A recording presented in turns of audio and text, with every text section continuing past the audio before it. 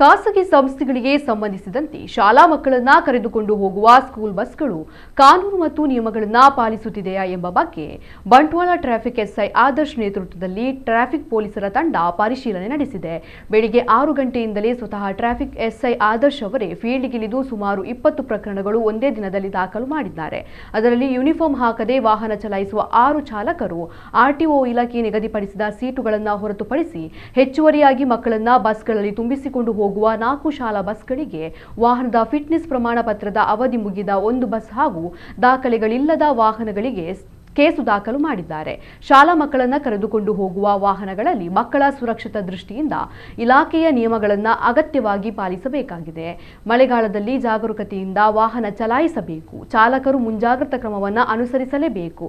ಒಂದು ವೇಳೆ ಕಾನೂನು ಮೀರಿ ನಿಯಮಗಳನ್ನು ಪಾಲಿಸದೆ ವಾಹನ ಚಲಾಯಿಸುವ ಸ್ಕೂಲ್ ಬಸ್ ಹಾಗೂ ಚಾಲಕರ ಮೇಲೆ ನಿರ್ದಾಕ್ಷಿಣ್ಯವಾಗಿ ಕ್ರಮ ಕೈಗೊಳ್ಳುವುದಾಗಿ ಟ್ರಾಫಿಕ್ ಪೊಲೀಸ್ ಎಸ್ಐ ಆದರ್ಶ ತಿಳಿಸಿದ್ದಾರೆ.